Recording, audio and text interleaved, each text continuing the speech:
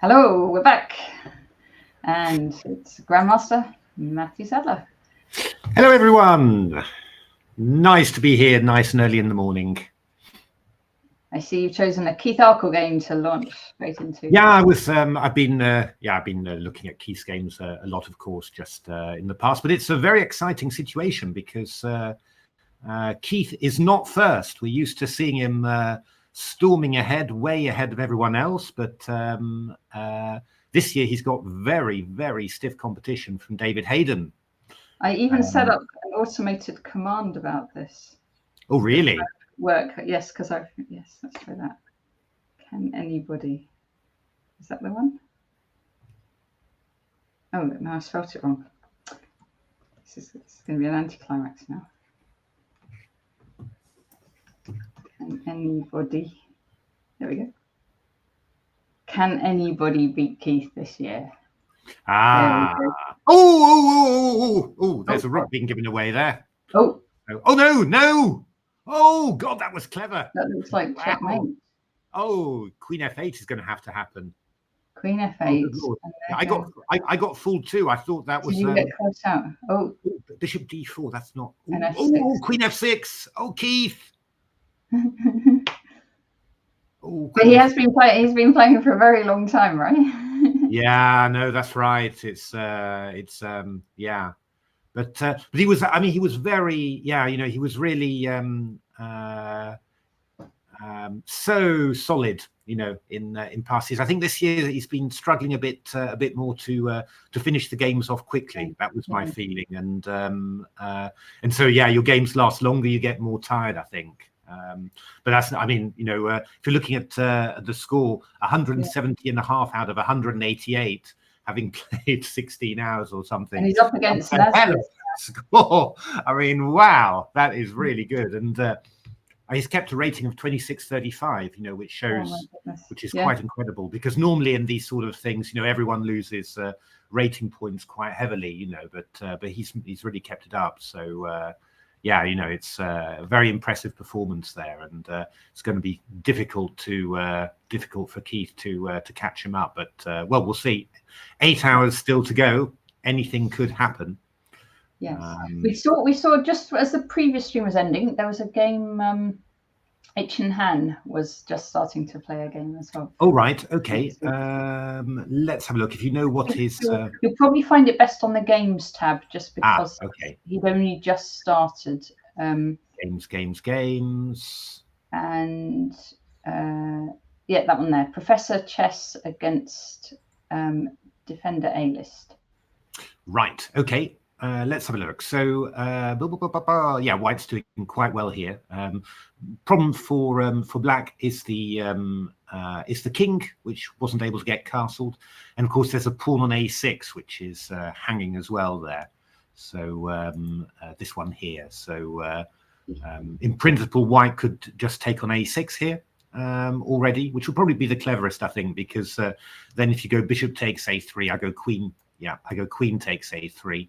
And I'm still stopping you from castling king's side, so that might accelerate, the exchange of queens from Black, and then you're a pawn up, a good pass pawn up as well. This pawn on A2 is a nice protected pass one, so it's actually that's kind of what you're talking about when you're talking about efficiency. Really, it's moves like that. Really, that you capture on A6 and recapture on A3 with the queen, rather than swapping off on F8. Oh, and it stops castling. Yeah. Yeah, it's just it just say if you can get into the rhythm of playing Blitz like that, then it saves you so much energy. And obviously, yeah, that's tough. Certainly tough to manage after all that time playing.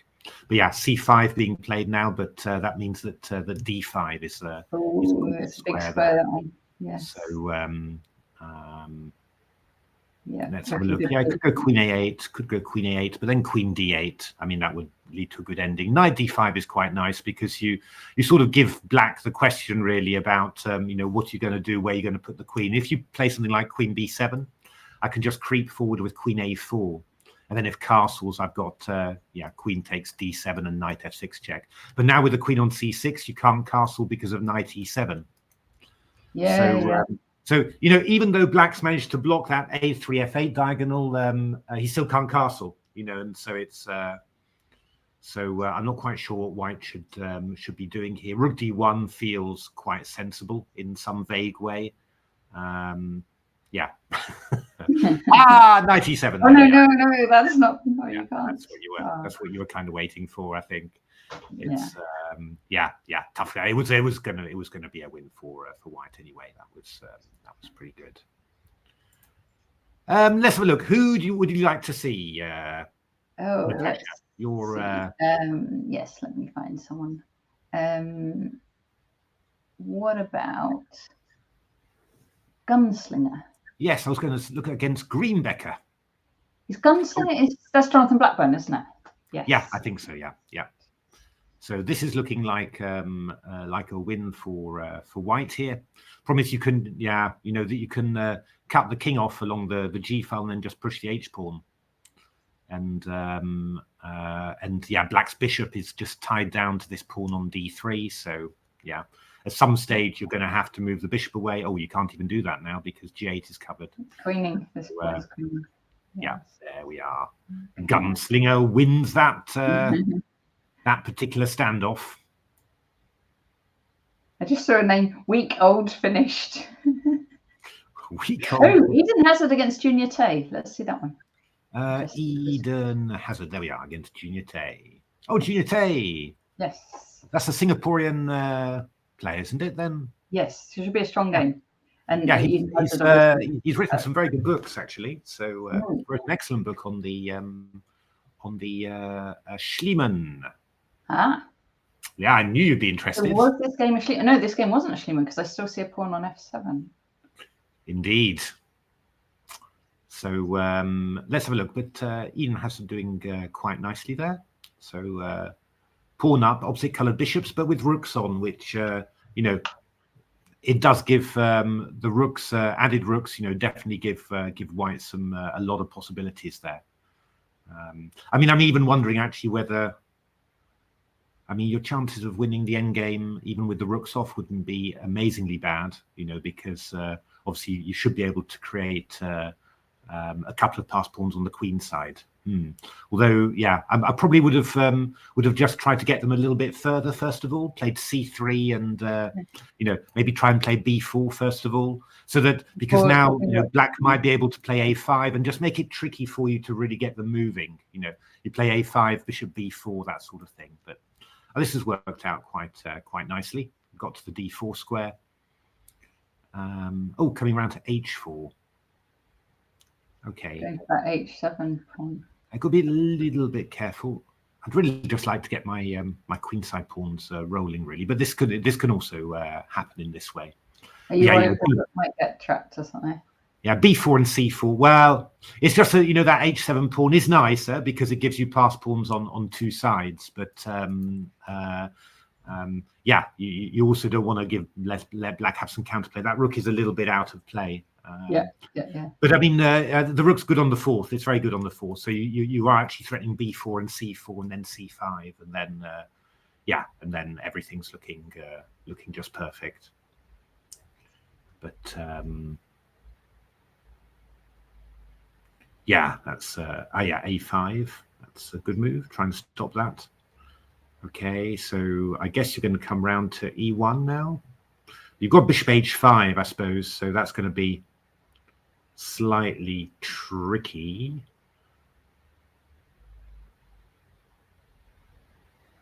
Yeah, the problem is if you try and come round the back, also, rook e1, bishop h5, you go rook f7, bishop g6, you manage to cover yourself, really. So, white manages to get all those pawns and also cover the f2 square as well. That's what I'm trying to say. It's looking pretty good for white then. All those arrows, so it must be pretty good then. Bishop h5. Well, black's really tied down there, so... Hi, Stambad. Going to be very, very tough. Oh, hi, Stambad. Bishop f3. King e5. H4. Yeah, he's trying to get his rook back into play. That's not bad at all. Yeah. always generally good to get the pieces coordinated a bit. So you could perhaps come back to c4 or something, yeah, and then he's going to hold it all together. It's okay. That's quite decent. Probably bishop e2 now.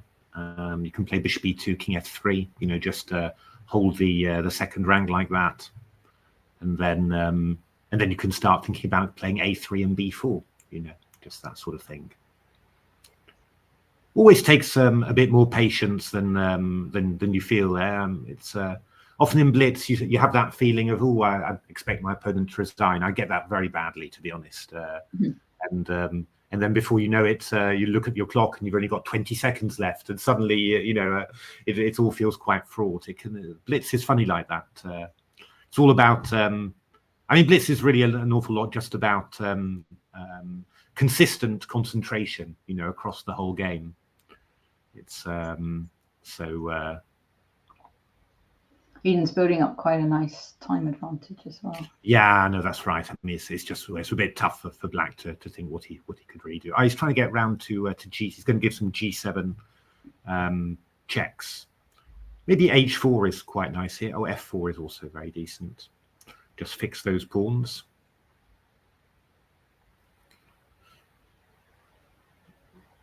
That's good. Yeah, you're going to get the pawn onto h5 protected. But I'm not sure about f4. Yeah, it's fine. Of course, it's good. But maybe give a rook c6 check now. Oh, rook c6 would be quite good because it's not quite clear where the black king's going to go. But with the time situation, I mean, because there's no increment, is there? No increment. Yeah, it's sudden death. Yeah. So this is going to be a bit tricky. Oh, we used to play in the olden days. Sudden death. Yeah. And then we had the wind-up clocks, analog clocks. Yeah, those were the days. Yeah, a lot wins now. Yeah, rook a6 is definitely winning.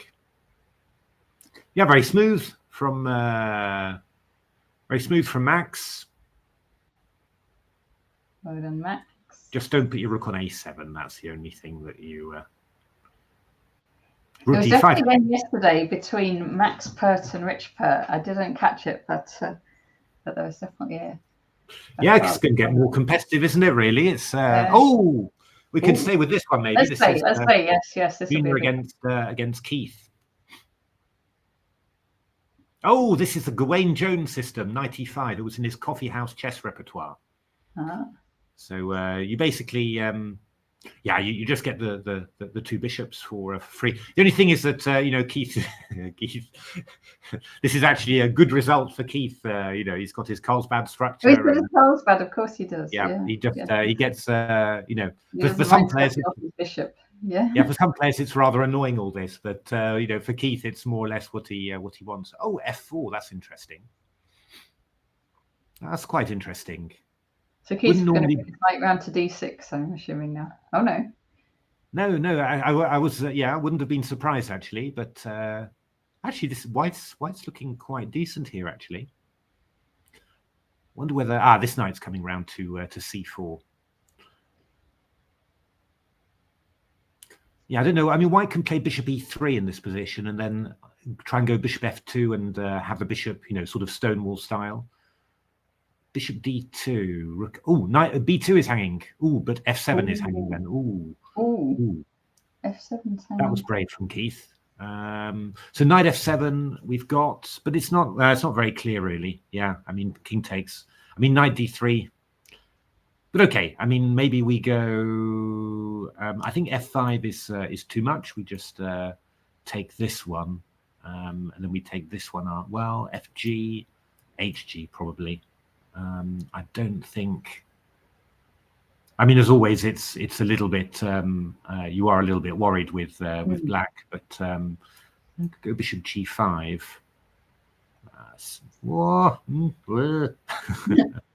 I'm not sure it's something I'd particularly like to be facing after 16 hours of playing, to be honest. But probably, yeah. Have you ever played for 16 hours? Have you ever attempted something like this? Yeah. So bishop h6 has to be the one now. I think. Oh, or even queen f6. takes FG. No, this is not going to be. I think bishop h6 had to be the move really, but it was probably all too much. It's knight d3. Oh, rook f6 here, and then you'll go hg. Yeah, you'll kill all that. So rook f6. Okay, haha. So just got to be a little bit careful. These are always, it's just all a little bit confusing somehow. You don't want to end up giving white a perpetual with the rooks either. What could you best do? Yeah, bishop h2 is quite sensible. Because if the king goes to h1, then you're going to have some knight f2 mates now. So actually rook f7, you know, I suppose rook f8 looks vaguely sensible, but then I don't know. Oh, you've got rook. Oh no, rook f8. Actually, you've got rook f8 takes, and then bishop h6 check. Oh, king g8, rook e8 checkmate. Would be quite. Is that? Oh God, it's just you sort of looking at this and thinking, oh, I don't want to be bothered with this. I just want to win the game. Knight f4 looks maybe quite sensible. Maybe. Oh, rook c6. How about rook e8? Would that be a nice move? Maybe rook e8 would have been sensible. But okay, bishop f4 is probably going to be sensible as well. What about rook f7? Well, we'll take it simply. Right. With the queen, and yeah, that's just very sensible. This seems to be winning. Yeah. Oh, good win for Keith there. Just get himself going again. Should we have a look at yes, the leader, David Hayden? Let's do it. Yes. Against Blunder a bit. So Blunder, it's not quite checkmate a lot, is it? Blunder a bit. So what have we got here? Well, we've got some sort of Queen's Indian. Oh, he's playing or Reti. Oh, some sort of slow Reti play. Quite sensible, I guess, for this sort of chess. Yeah, I mean, White's doing quite nicely here, really. It's one of those Schmid-Benoni positions. It's the Benoni where White still kept the pawn on c2. Normally, that means that White has got the c4 square also for a knight, for example, to attack d6. So generally thought to be, even better for White than with the pawn on c4. But in this particular case, all the main plays happened on the king's side, and you've got this typical thing where you've blocked a black pawn on f5 with a pawn on f4 here. So it's kind of blockaded there. And then your idea really is to try and force this pawn onto e4, or at least force black to relieve the tension. I mean, I think e4 is more likely than e takes f4 because you've got knight f4 and then knight e6. And then when you go e4, you get, I mean, the tension's gone in the center. It would give you the possibility to play g3 to g4,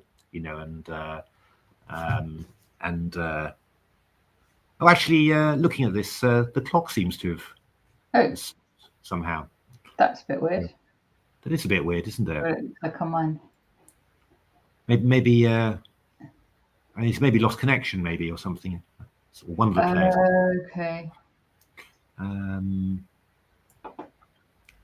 Let's have a look. Good oh no, he's maybe the game has finished. It looks like because he's playing another one. Sorry. Yeah. There's an interesting game going on actually. There's Will Claridge Hanson against Wadsey. Could be quite. Oh, let's have a look. Let's have a look at Wadsey. Where is Wadsey? Oh, Amit's playing as well. Yes. Where is Wadsey? Wadsey. I can't see him. The game was showing quite right near the end online.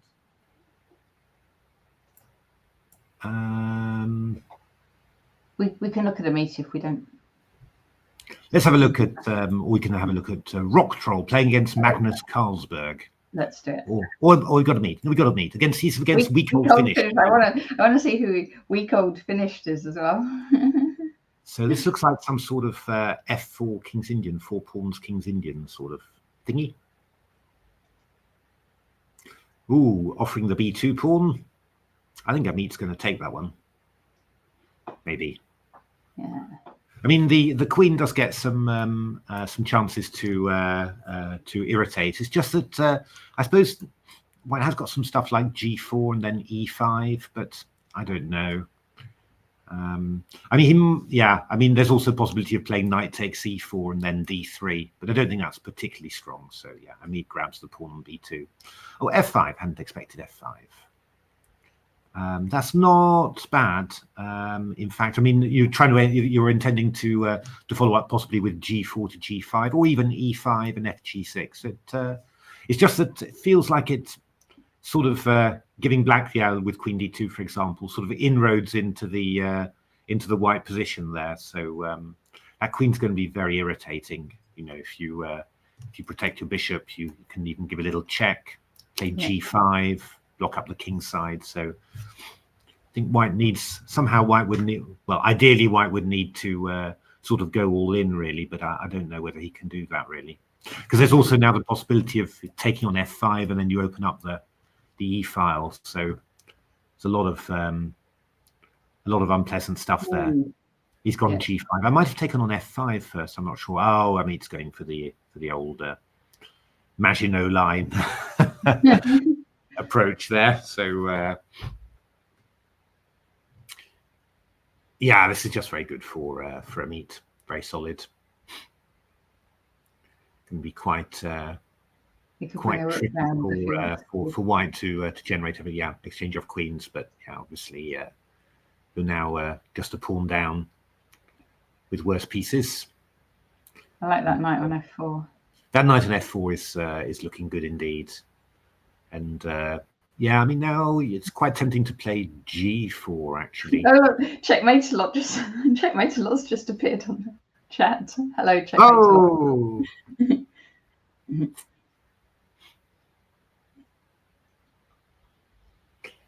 Rook b3. So white wants to go g3 at least, just to chase away that that knight. So yeah, I mean, might have played g4 in the previous move just to yeah, but I don't know. Yeah, it doesn't really matter.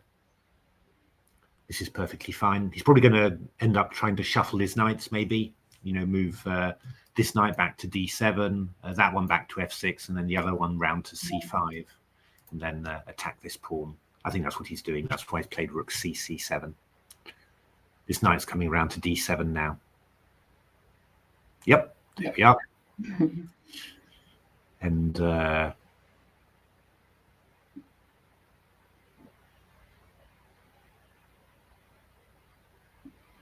that'll be nice on c5 as well, and you can't force that one away. No, it's a lovely outpost. So yeah, rook c6. Yeah, I think we'll go knight f6. Oh, he's taking it even. Okay, going knight f6. It's probably pretty good. You can't defend that pawn on b6. Oh, even h5. Oh, even coming on the h file. Very maximalist from Amit there. He's getting everything he wants. Of course, taking on b6 like this, it's also given black a passed a pawn. So yeah, you know, there's more. Yeah, it's really all collapsing here. Poor week-old finished. Indeed. His g4 pawn is going. Yeah, okay, that's good. Nice game, well played. Who else do you fancy? Let's see. Oh, we've got to check this, haven't we? That's Richard. Yes, let's do. Quick look at Richard. He seems to be a queen up. Oh, that'll help. It's funny, but it tends to, doesn't it? Most of the time. Just opening up the 7th rank there. Against Nyclone in Australia. What time it'll be?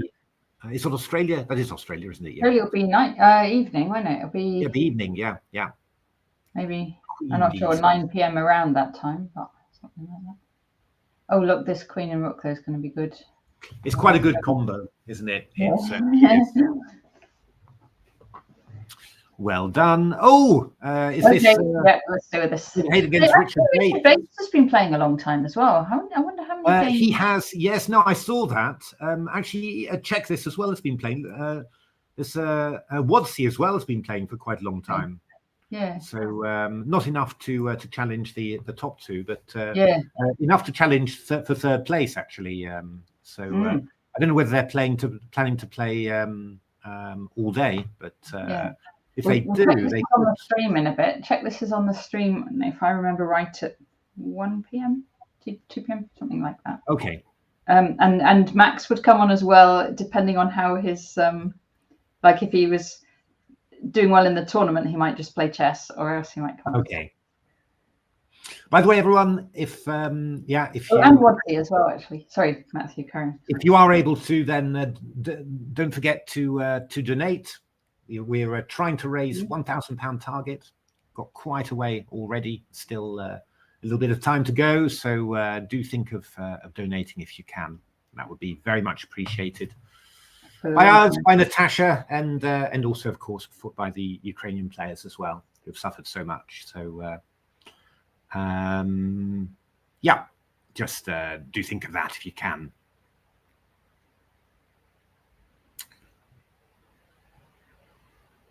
Yeah, I think it is David Hayden, isn't it? I keep on calling him David, but I'm pretty sure it's it. No, yeah.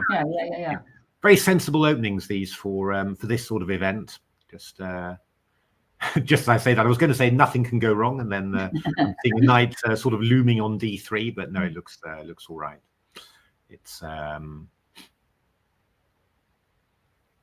quite sensible. It's 100. It's a big lead, isn't it? 118 points over Keith there.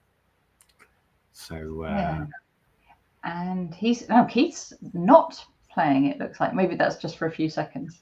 We can get in that. He's playing now. He's playing now. To the bathroom or whatever. Oh yeah, he is playing again now. Okay, fine. Yeah, he said that that normally what he does, he takes some half-hour breaks. Where he does some cycling or something on his exercise bike or something. Really? Yeah, wow. Just to. It's probably a good thing just to move your body and change your thoughts a little bit. And says he drinks a lot of water as well, which I think is obviously also very very good. I'm pretty impressed with Magnus Carlsberg, who's got a rating of 1821 and 207 points. That's pretty. How many games has Magnus played? Maybe there are another. He's played 177 and scored. So maybe they've been going throughout the night as well. I think he has. Yeah. I think he's going for the full 24 here. Wow. I can't even imagine it. No, I can't. It's not just staying awake 24 hours. It's like concentrating on chess for 24 hours. Yeah, I mean, I think my attention span for Blitz tends to be, about half an hour. I've played half an hour, and then afterwards you sort of think, oh, right, nice to do something else. 48 times that really is, oh dear me. That does feel quite tough.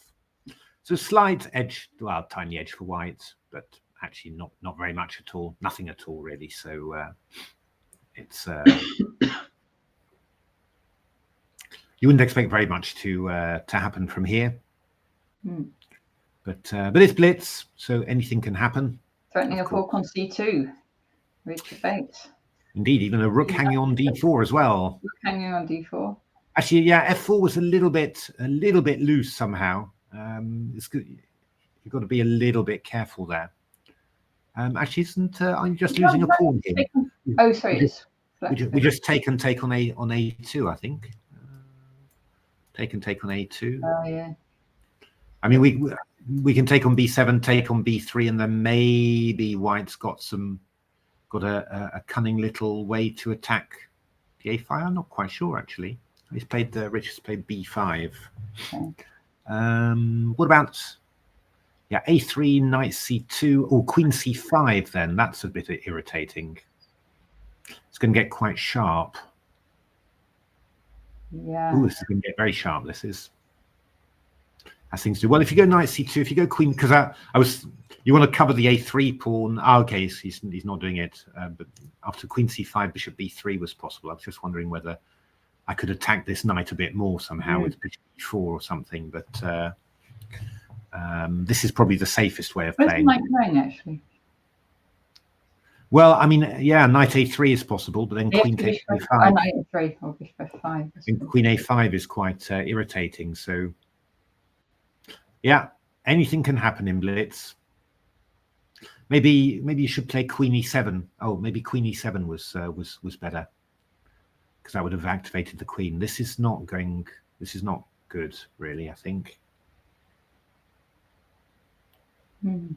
I mean, maybe you can go knight a3. Knight a3 again. I think you've got to, really. I don't. Oh, bishop f5. Ooh, don't we have g4 there? Ooh.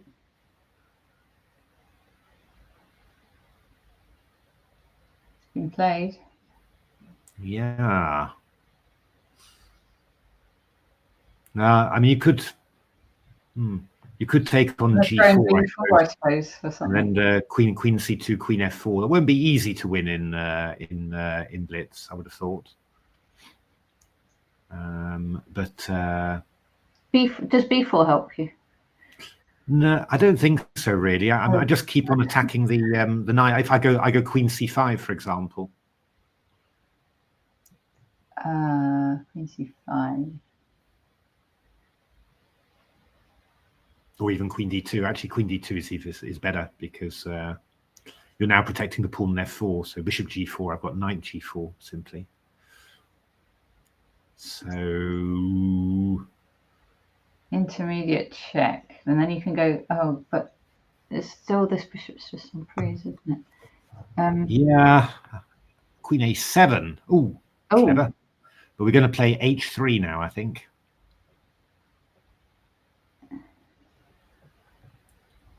Because White's got plenty of time. Actually, he's been playing very, very quickly throughout. That's so important. I mean, you just need time not to get, badly confused, really.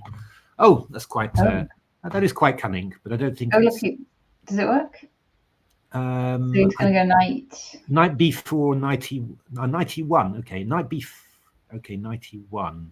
So then, if bishop b4 is going c2. Yeah. Well, I mean, that's pretty ingenious, you've got to say.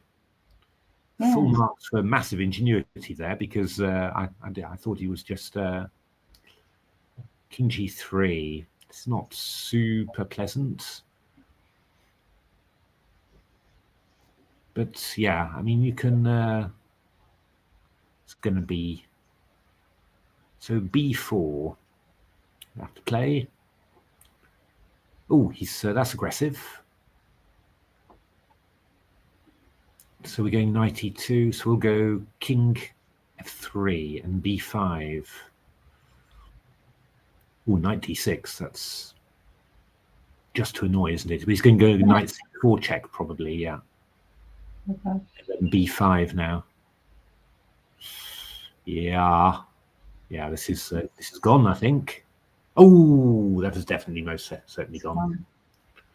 That was a very good game, actually. My goodness. Yeah, really nice. Really good game. Wow. Yeah. After that amount of playing, I have to say that was quite a controlled performance. Richard was very cunning with what he did. So that was an amazing tactic with queen c3 and stuff. Queen h8 checkmate. Yes. Wow. Okay. The leader keeps on marching on. Let's have a look. Shall we have a look at that? We haven't a quick look at one of Keith's games. Yes, why not? We've only seen a loss so far. So yes. Oh well, this one looks good, doesn't it? With the against Friar Nater. Friar Nater. Now that's familiar. I can't remember who it is, but I've definitely commented on Friar Nater before. So Friar Nater's exchange down. He's threatening bishop takes f1. But it's a bit unclear whether he really wants to do that, because then he's got no attacking chances at all. He doesn't have that many really, but it's I mean, you could Thing is, knight f4 is a bit of a threat, unfortunately. So that's going to be. I think you have to go g5 really, and just sort of feel that you're going to play h5, h4, and try and get some counterplay. So have you been there since the start, Natasha? No, I had a sleep. You had to sleep. Yes, I had a sleep. So I was, my commentary shift was midnight till 1 a.m. Oh, and then right. back on at 7 a.m. So I had to sleep between Okay. 1 and 7. Although, like, it's hard to get to sleep after you just, like just straight away after you've been Yeah. in commentary or chess or anything like that. So, yeah, so I had a little bit of sleep, but yeah, but it definitely helps even having a little bit. Yeah, no, of course. Yeah. So, yeah, knight f4 happened. So, Keith going for a queen exchange. That's not like him. Who is Oh, maybe it is. It's not. Yeah, I don't know. I don't think that was really the best way to play, really, because you're going to give Black a bit of counterplay there. But ooh, Keith. Knight. Okay. What? Yeah. Okay. You just put king on. Well, I think maybe go rook c1, yeah, and Okay. just push the c pawn. That's going to be Okay. that'll be good enough. Just felt a little bit risky there, but c5. Oh, even king d2.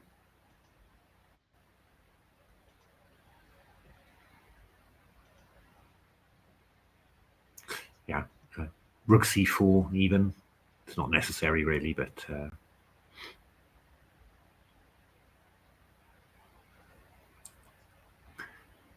this is going to be a win. C-pawn.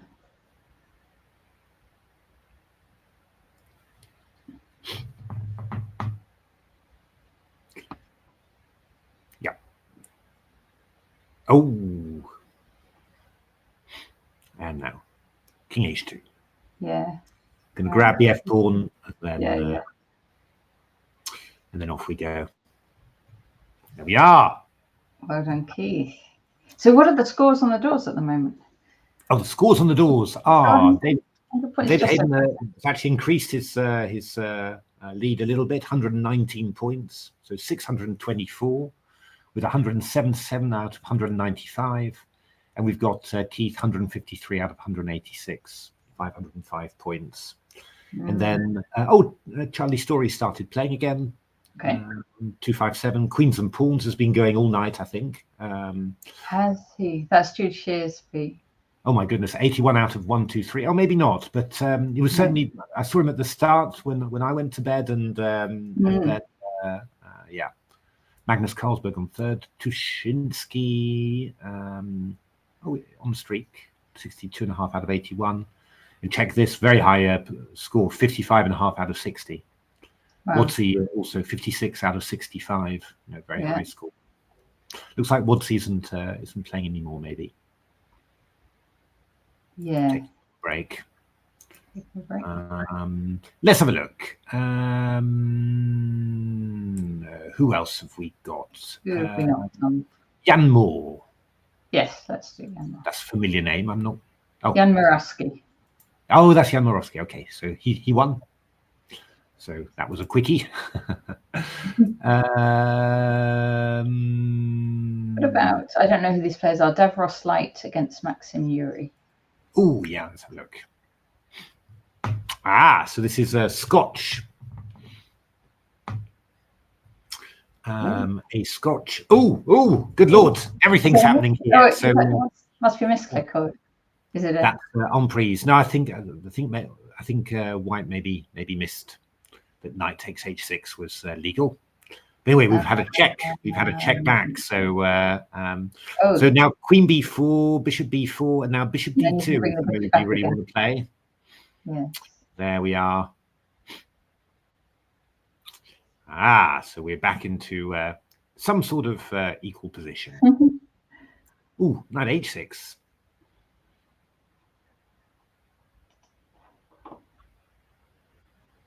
Jude's had 7 hours sleep. Oh, wow. Yes. then I have to say that's a pretty good score for 7 hours sleep. Oh, he lost 3 games by abandonment because he fell asleep while playing them. Oh, dear me. Oh, well, you're well rested now, Jude. Yeah, 248 is a pretty good score, I have to say. Yeah. Wow. Yeah, 82 out of 124. That's a good percentage. And remember that 3 of those are games lost. 3 of those, yeah, that's right. Well. Yeah. Oh dear me. Oh, G5.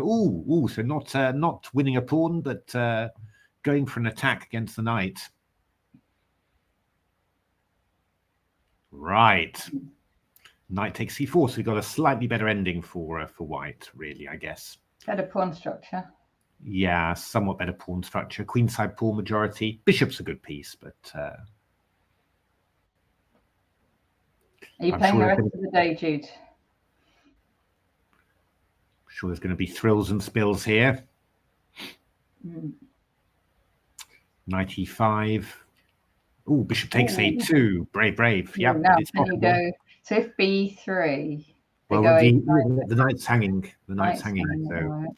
So yeah, that was the unfortunate point.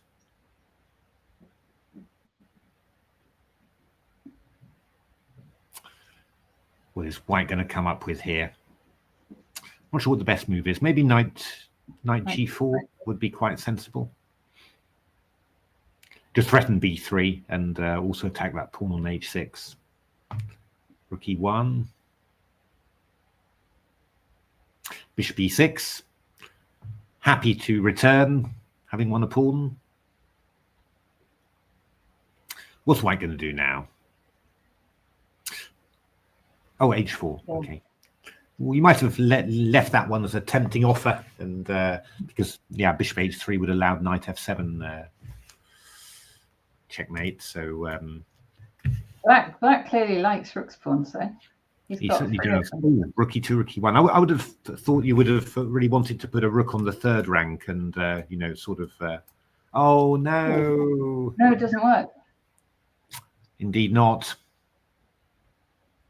Oops.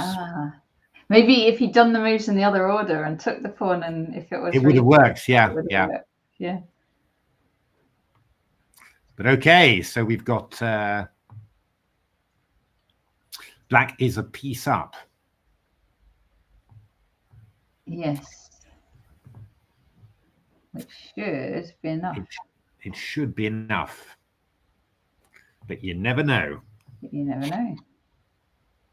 So rook a4 now would be natural, just to hit that pawn on h4. Can't be rook e7, you can play bishop d5 and cover everything. So yeah, bishop d5 now. Oh, bishop a2. Oh. King b2, I expect. King b2. You could play b5 and bishop c4. That is possible. But oh, I mean, it's still winning, but it's a bit unnecessary to give up your b pawn. Yeah, it's not so straightforward, is it? Because you could get down to like rook. It's the right coloured rook's pawn, so that's true. That's a bit of a shame, that one. Yeah. So yeah, rook f4 now would be a very natural move. Oh, rook h2. I was playing in a tournament, seniors tournament recently, and I ended up having the wrong bishop and rook's pawn thingy. I was like the player trying to push, and my opponent just said, "I offer you a draw. You've got the wrong rook's pawn."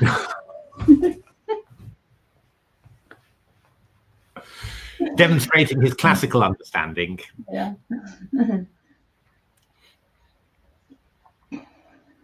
Oh! The bishop's gone. Oh no! White's pushing now. Should be a draw. He's going to lose his f pawn, but doubled h pawns are not strictly the.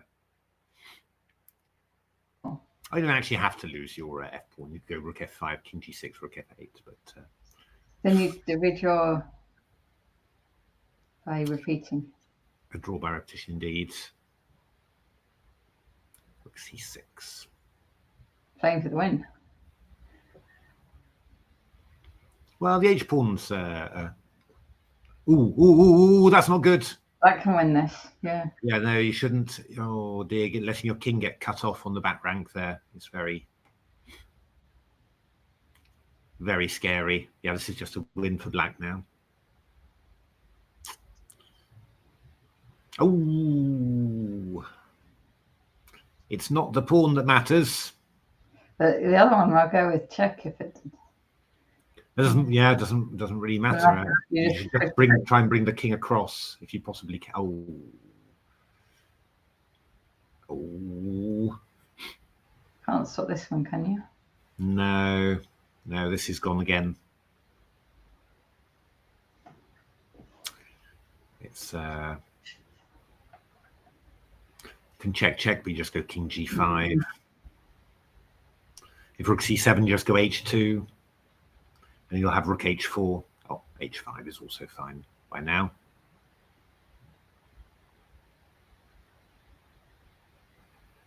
King forwards. No, white's only got 20 seconds left. Yeah, no, that's right. It's I'm afraid this one's gone. h2 h2 with a queen.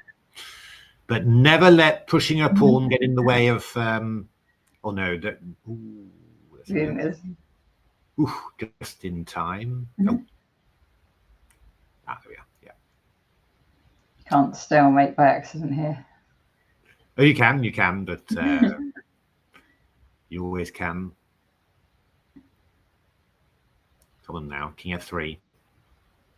Oh, that's a little more tricky.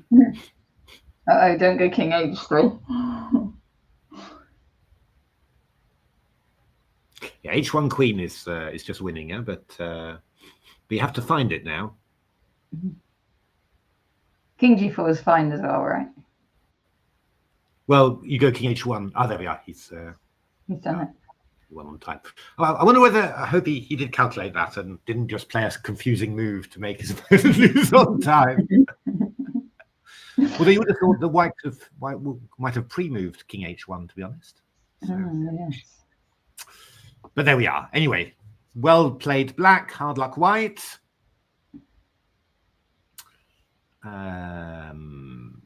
Let's have a look. Oh, we've got, is Frankie playing? Frankie? No, I don't think playing at the moment. I don't think he's playing at the moment. They were commentating last night, weren't they? Frankie and Stanley. Yes, and Kenneth Hobson as well, the three of them. Ah, lovely. Let's have a look at, should I have a look at our meet again? Let's do it. Yeah, let's do our meet. Oh no, whoops, that seems to have finished. Another game of David. Let's have another game of the leader. Yeah. Oh, f3. E6, yeah, very sensible reply. That can often transpose back into a French. If you're happy playing French, as a Caracan player, if you're happy playing the French, then this is a very easy way to deal with the fantasy line. Ooh, bishop f4 is a little bit dodgy. You should be playing f4 and knight f3 and setting up your center well like this. This is sort of like natural development in a way, but it's for an open position, not for a closed one. And in a closed one, you've got to support your structure. Really, that's the most important thing, that it doesn't collapse in a long game. How would you do that? Well, not put the bishop on f4, but put it on e3 and then play f instead of just because you played f3, it doesn't mean you can't play f4 later. So one of those things. So, have we got knight takes d5 and e6 just for the sheer hell of it? I think we do, actually. Oh, yes. Well, queen f4, no, we don't have it at all. It's all. Nothing at all. Oh, knight takes d4 and bishop c5. Ooh. Yeah. I think those must be the games that you're really very happy with, when when you've been playing for this long, it's... nice and quick. Let's have a look. No, this one, the clock seemed to be stopped somehow. Let's have a look. Should we look at this one? Johan Kildal, he's been playing quite a bit as well. Right, well, at least that's what. Oh, has he just lost? No, he's playing. Oh, he's a rook up. Black's a rook up against a 24-01. Wow, this would be a big win. So,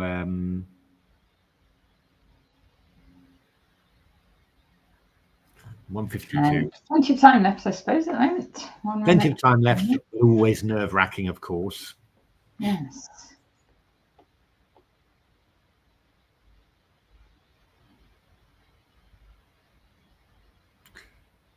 Queen E8. Oh, that's quite cunning. But the bishop on B2 is a little bit. I think Queen B4 is going to be a little bit irritating now. Oh, because it's got. Oh, it can go to. What, just A1? Yeah, then you go. Then you could go to A3 and actually win it. I think this bishop. Oh, okay. Yeah, the thing is, White probably didn't want to allow Black to take the pawn on H5. He sort of wants it for his attack. I'm not sure that's the right decision though. Queen E7. Well, I would have just played Bishop E7 to be honest. Would have played Bishop E7 to bring the bishop back and then keep the queen for G6, just defend like that. But okay, I mean, this is completely winning for Black, of course, but it's as always, nerves. Yeah. Yeah, G6 is fine. That's just Bishop F6 is going to happen now. Could be a little bit. Knight G5 is going to happen now. Uh-oh. No, it's still very good for Black. That's the big problem. But Rook F5 now. Rook F5. Just Rook F5. Or even Bishop takes G5. That's also very sensible. Knight F7 would be probably the most elegant here. Just defend the bishop and also win the H6 pawn. Oh, that's cool. Okay. So, okay, so Black's the knight. Oh, Queen F6. Queen F6. This is a little bit... I hope he wasn't intending to play Queen E8. Knight D8. Okay. Yeah. Okay. It's not trivial to win this. Not in this anyway. Oh. Queen F7. Wow. I was thinking Queen C8. Knight F5. Knight F5. Knight F5. Knight F5. Oh. King F5. Good. King F5. But Knight F5 was just winning the D pawn. Knight G4 and H5 he's going to play, isn't he? H5. Come on. Nice and simple. Knight H5. That's good. You can go King E4 now. Oh, okay, that's good. Just Knight C2. Hey, he's going to make it. Knight takes D4. He's definitely going to make it there. Yeah. Because actually, Knight on E5 now, isn't he? He's going to take on E5. Oh no. Knight E4. Knight E4 is a good square. Right? Knight C4 is also. Knight takes C5. Simply. Take it. Or G5 or H4 is also fine. Yeah, King F4 now. King F4. Come on, Johan, move. Take it. Oh, E6. Oh, that was good. He pre-moved. Take it. Oh, Knight E7. Take it. D4. Take it. Oh, he's oh, Knight, take it. Quick.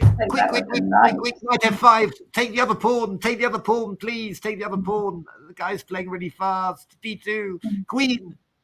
Queen H5, mate. Queen H5, mate. Oh, he's lost on time. And with mate in one. Oh, Johan, hard luck, Johan. Well moved, White. Oh. Let's look at queens and pawns. Let's look at queens and pawns. Queens and pawns. Where is it? There. I saw it on your. Yeah. Wait a minute. I think that one's. No. Go down a bit more because I saw it. That's an old one, isn't it? Funny how they don't get cleaned up like that. Queens and pawns. Let me just. That's a good idea. There it is. It's on that, Thomas. You can actually go via the standings because queens and pawns are at the top. Oh yeah, okay. Oh no, there's no game. Oh, there's no game. Oh, I thought I saw. Okay, sorry. We will next time we see a game we'll check do that. Let's have a look. Let's have a look then who's playing a game. We've seen Tiger Tank. Let's try Tiger Tank. Tiger Tank, Tiger Tank. Tiger. Sorry. There was a Simpsons episode where Homer sort of got very fond of a pig, so he called him Spider Pig and kept on. I think I've seen that one. Yes. Spider Pig, Spider Pig. It's just, oh dear. It's the really stupid things that stay in your 1986. Oh, that was quick. Tiger Tank. That resigned very quickly. All right. Let's have a look. Just move down a little bit. Okay.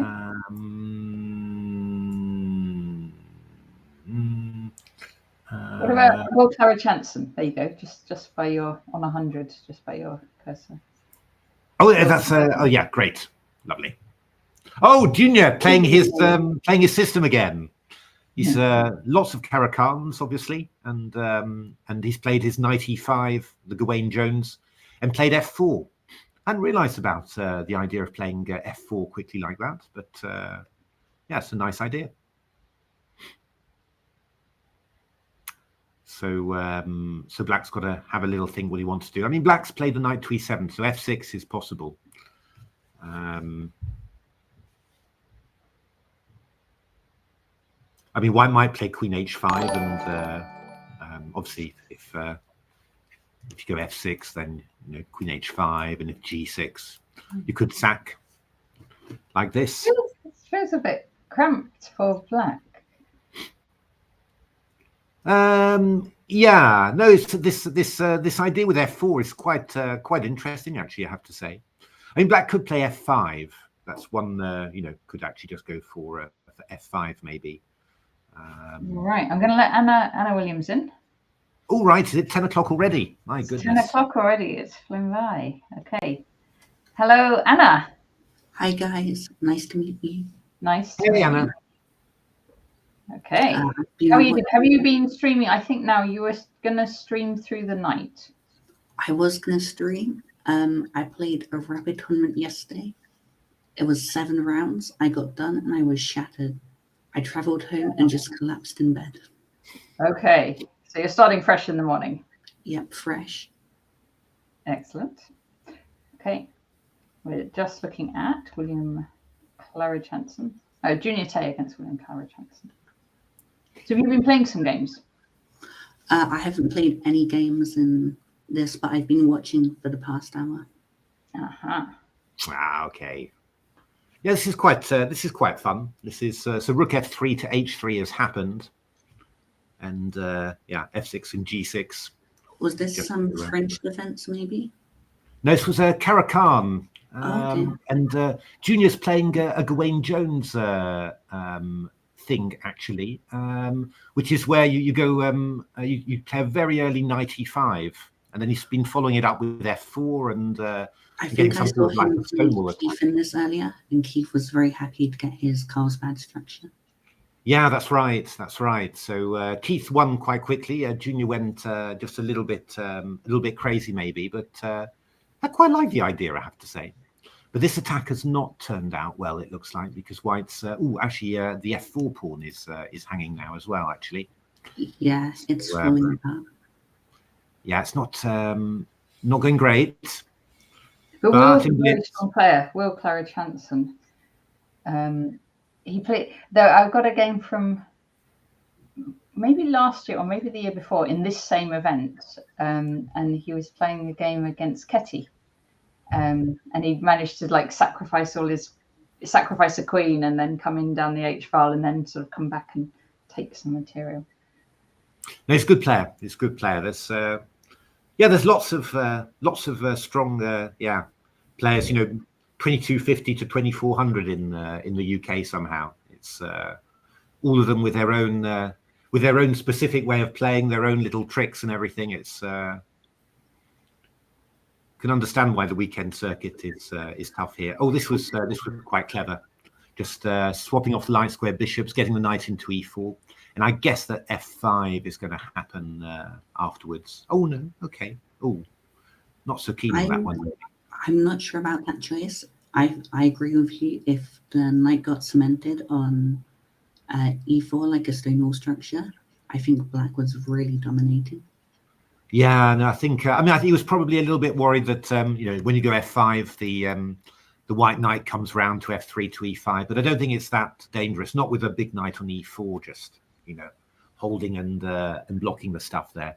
e5, isn't that just losing? No, lose a pawn though. Yeah, I thought black had to build up by doubling. Trying to. No, I mean that Are was we just missing something? No, it was just losing a pawn, I think. So Yeah. it's but okay. It's Master. not easy to convert this one by any means. H3, just Queen white F2. solid. Oh, the queen f2 doesn't do too much then. No, you're sort of covered. You're sort of covered. Although, yeah, I mean, you have to watch out for ideas like queen f2 and rook f3. They're always sort of nice because the queen was. Yeah, now it's just on black to slowly improve the position, and see if you can get the pawns matching. Yeah, it's always. I always find these quite tricky in Blitz. I have to say, these sort of positions always end up finding it harder to protect my pawns and not lose them rather than advance them. But this is rook d4 to d3 is quite a nice idea. The only question is whether you're going to get hit with a rook c1 or rook c2 to c7. That's the only worry. Maybe queen f6 here to trade the queens, because I think that would be the end game should be much easier without queens on. Yeah, queen f6 would have been a very nice move indeed.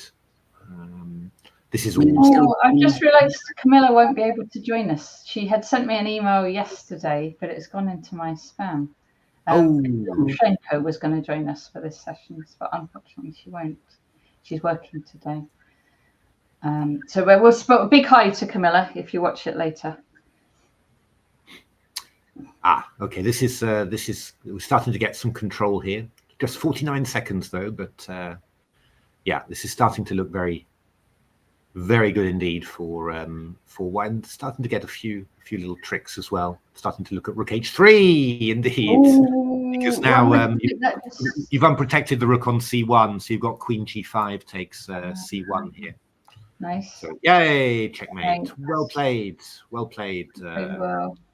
And apologies to Junior. I think we've only seen losses of his so far. So I'm really sorry about that. It's not intentional. It's just how it's all working out. Ferrari fan. That's a familiar name. Yes, Robert Starley. Okay. Against queens and pawns. Against queens and pawns. That's good. So, but a Ferrari fan is doing very well here, I have to say. But not from the time. Not on time. Not on time. No. Yeah, and the rested Jude Shearsby is going to be very fast. Yeah. It's just going to be a flag job for white. That's all white can really hope for. Yeah. Well, that's clever. Knight d2 to e4. That's a good way of keeping black at bay a little bit. Queen e5. 14 seconds. Can't see any checks for white. But... Rook f4. Now black's doing it really well, actually. This is very good just to drive the queen away, and then. But okay, just queen d3 is probably just good enough. Right, yeah. And it's just tough for black to really. I mean, it's a tricky position to, you've got to have a little bit of effort to. He's going for a possible repetition there. That's. Now Jude's offering him. Yeah, it's just 1 second. 2 seconds is not going to be enough to finish it, though.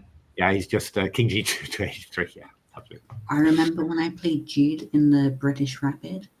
Yeah. I think it was 15 minutes he started with, and he finished the game with 20. He was just so fast. That's really rapid. Let's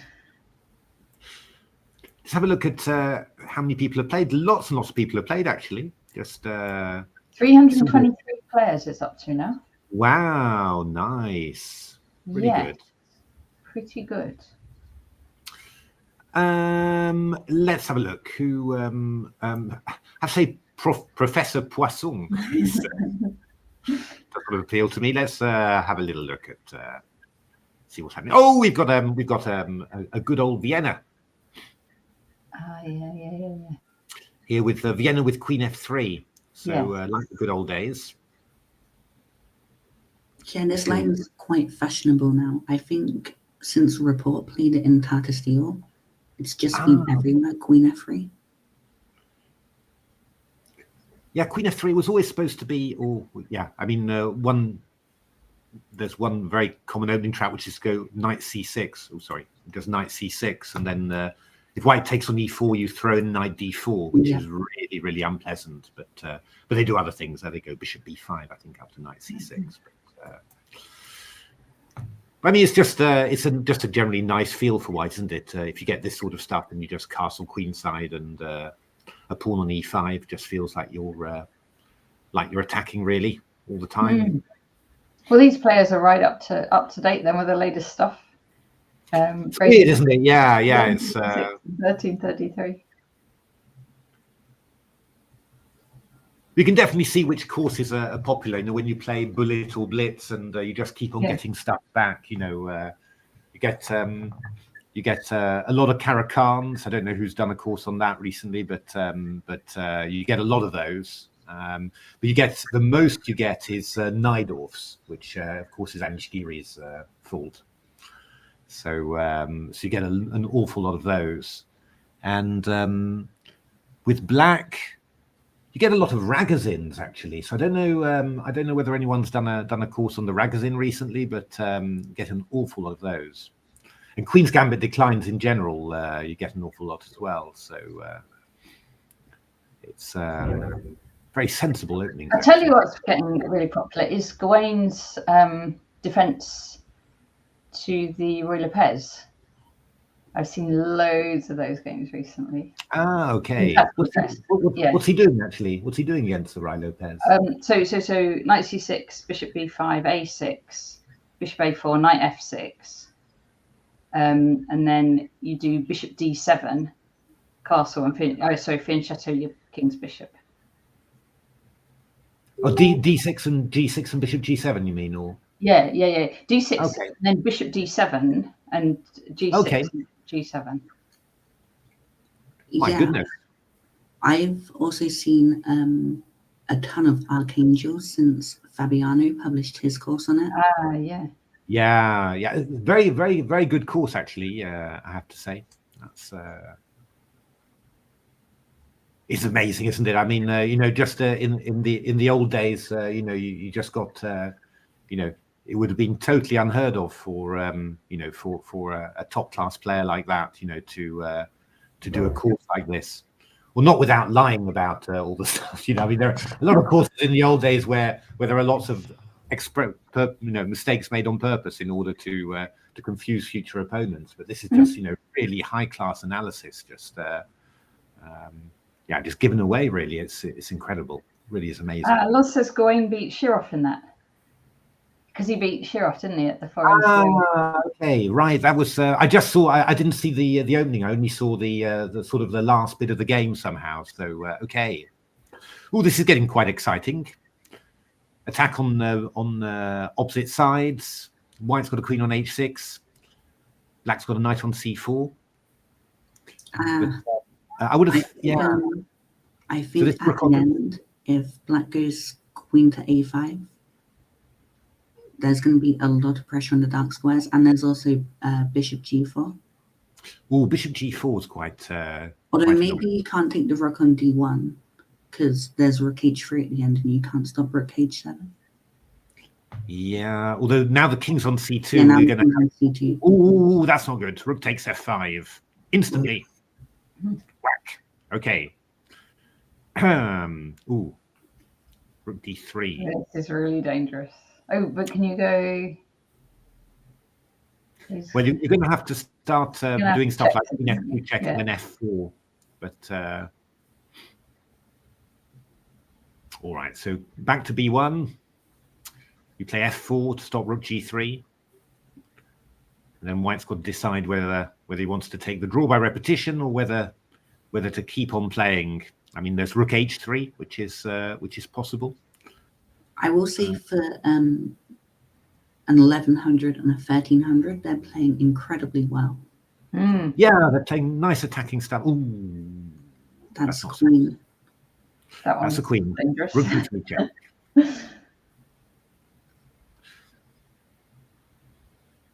Now, but you've got to say that the you compare the standard of players 1100 and 1300 nowadays to 20 years ago when I was playing, and I mean obviously mistakes still occur and all that, but you can see how much knowledge is just readily available to everyone because openings are much better and typical tactics as well and stuff like that. It's really great to see. Really nice. So, Brooms beating Professor Poisson, looks like. Yeah, not much to be done, I think. Queen takes b7 is pretty good.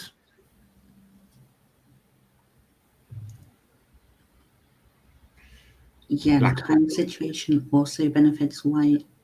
That's and having a queen is always mate in 1, isn't it?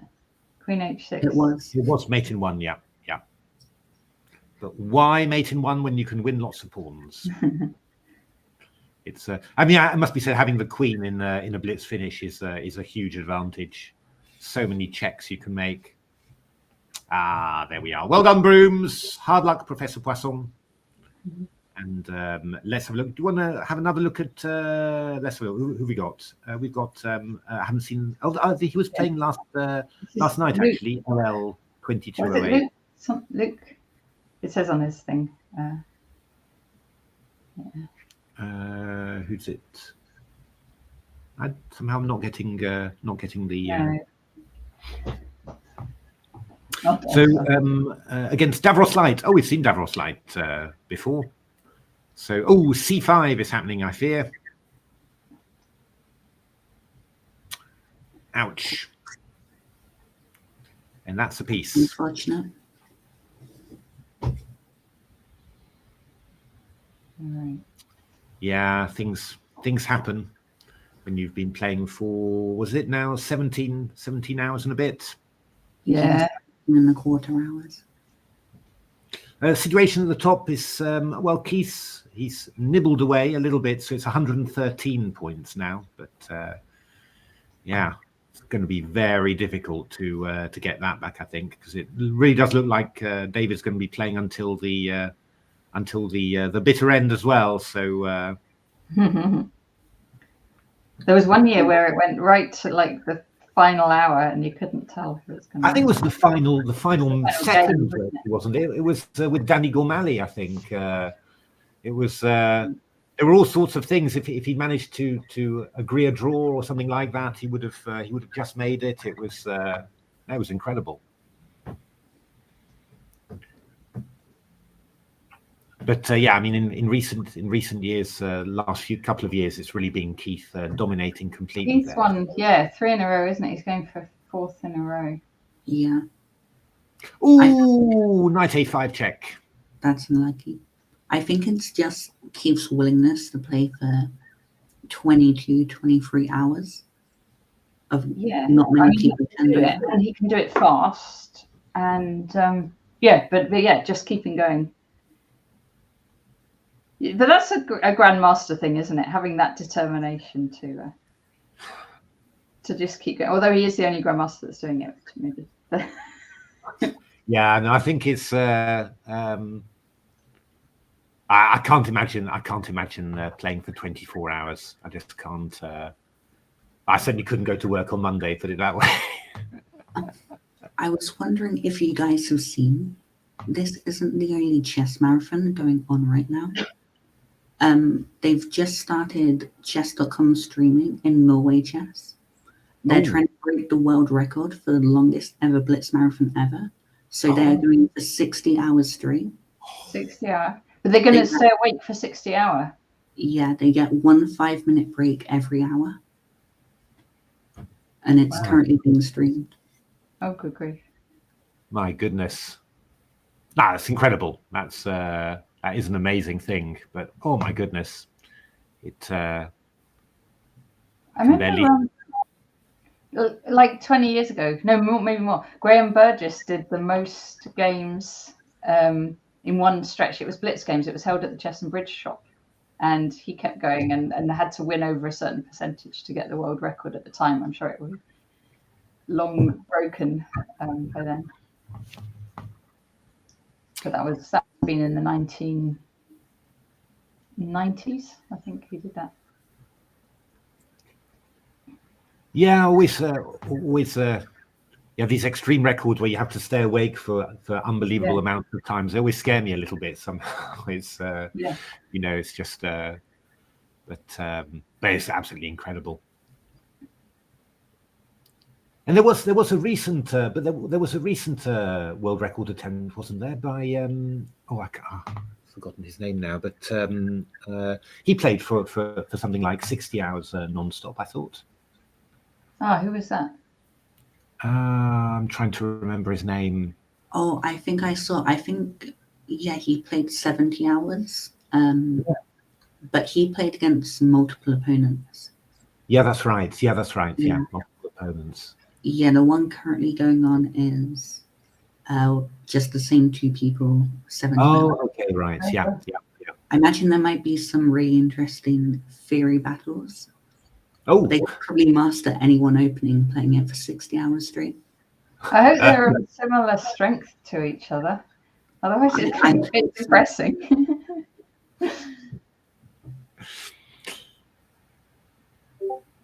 Yeah, how do you prepare openings for a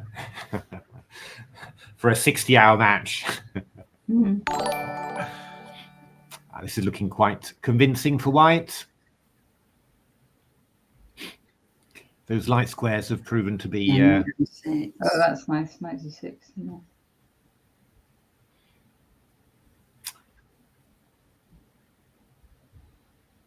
Queen f7, bishop h3.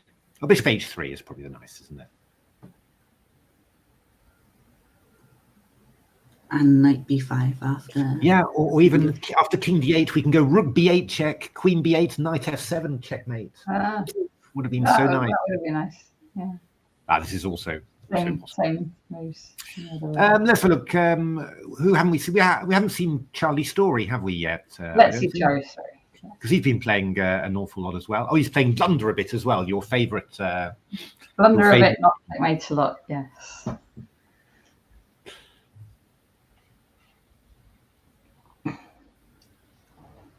Now, 323 players. It's a good turnout.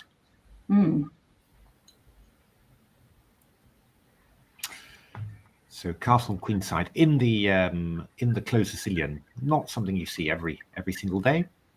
I've seen it more and more recently. Whether it's a Grand Prix attack with f4 or just the slow g3 bishop g2. I find it pretty annoying. Do you? Yeah, I much prefer an open Sicilian. This really takes the fun out of the Sicilian for me. Yeah, no, that's always the problem with playing the Sicilian. You never get the lines that you want. Yeah, they'll play c3 or knight c3.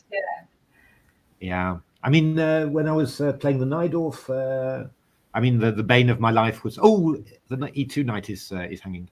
The bane of my life was the bishop b5 check Sicilian, which was just getting popular then. It was dear. Which one? And the annoying thing is that it's quite a decent line. I mean, the canal attack. Yeah. Yeah, no, it was just getting really starting to get popular then. c3 Sicilian, I spent weeks and weeks analyzing it, but trying to find some good stuff for black. But that was kind of more interesting at the time. Now it's been very heavily analyzed as well, of course, with computers, so that makes it more difficult. But I tend to pick lines that I just think aren't analyzed. Whether opening is good or not, I just prefer to have a surprise factor. So how do you because nearly everything's been analyzed now, it feels like. Well, so against the knight off, I play the rook g1 knight off, rook right. g1 move 6, which is being analysed, but so many players neglect it, and it's a really dangerous system. And against 2c3, I play e5. All right. And again, most people just go for d4, and they end up worse very quickly. I've never tried that one, but sounds fun actually. I just noticed you've got to have quite a lot of confidence to be an IM and have a handle useless duffer. Yes. Who is it? I don't know. He's from the Czech Republic. It says so. Pretty impressive English language skills. It's not a normal expression. So f5 is the move here. And then if e takes f5, you've got this typical trick. Bishop takes d4, takes a knight f5, which is rather irritating. It's basically the main point of the opening. That's what useless duffer is after. Exactly. It must catch out so many people. Yeah. Even when you know about it, you still end up falling for it. So, you know, it's the thing of you sort of just in Blitz, you always end up doing it somehow. So you need to take on c6 first, but it's not really that. Charlie knows it, but it's not really that amazing for White, this system. I imagine I'd fall for that trick 9 times out of 10. There's a similar trick in the English where, you know, instead of playing knight takes d4, you have to play bishop takes d4, and you end up winning a piece in that line. And I was completely oblivious to the fact that I'd missed that until I saw it back in a book by Jochen Anafek, which was Invisible Moves, it was called. And he said, so he was showing this trick and said, and Grandmaster Matthew Sadler even missed it as well. And I was thinking, what? When? I don't remember this game. And it was in the database, and it's true, I missed it. Oh, dear. They're always the worst ones the worst is when you find out at the board. You get 20 minutes later, and you think, oh my God, did I have this move? Did I miss this? Yeah. It plays on you. After they didn't feel too good finding out about it in a book 15 years later. It felt really. Thank you for the donation, Anonymous, whoever you are. Anonymous. Oh, do you have to update the banner? Oh, I've got it. I put in yes. Wait a minute. So let me just check. I know I can add 15, but I'll just check the amount and then I'll update it. I'm very high tech on this stream, you know. Yeah, it's because it's not updated automatically. I was sort of thinking. I don't have to do that. I couldn't. I'm afraid. So I'm just going to do it manually while we. No, I haven't. At least we haven't drawn attention to it, so everyone will just not notice. Let me just edit this here. So 6:30. So this is the automatic update. Here you go. Look, we're getting closer to the target. 6:45. There you go. There you go. Thank you very much, Anonymous, for that donation. Anonymous, Anonymous, That's the Muppet Show. Yeah, they've got so many varieties of that. They've got the most recent one was with Sandra Bullock, where it was where it was very funny. But all the other ones are great as well. Mana.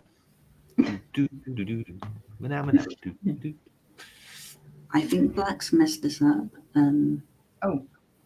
We've got knight f5, so we've got knight f5. I'm always scared giving away that fiend-kettled bishop when you have all these holes and you have a knight jumping around.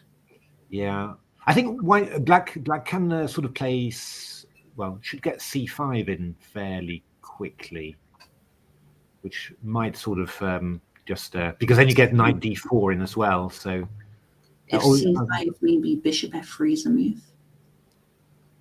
c5, bishop f3. I was thinking bishop e6 then. Just cover it like that. Oh, queen! When you take that, and that wasn't like a flash from. Yeah, queen g7 felt much more natural. You know, just if you're going to challenge the queen, just challenge it like this. This is rather Yeah, I mean, white's just going to be hopping around all those squares really. E4, C5, D3. You can just keep on swapping your pieces on your outposts, and the pawn structure is really depressing now. The doubled, isolated, blockaded sea pawns. yeah, no, this is that's not good. Oh, that's a very simple way of playing.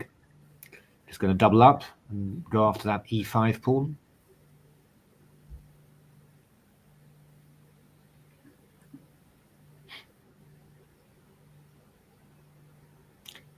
Yeah, I mean, rook E1 is quite sensible, I guess. Bishop takes D3. You can't play knight takes D3 because there's a fork.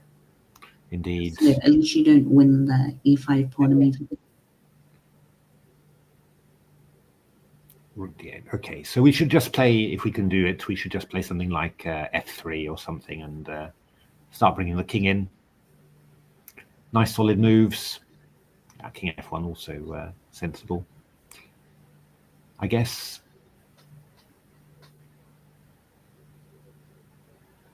Yeah, the only reason you might not want to play F3 is you might want to have the full range of the third rank for your rook, you know, to H3 and to A3. But I don't think, I mean, I think being able to come E3 to A3 is would probably be enough.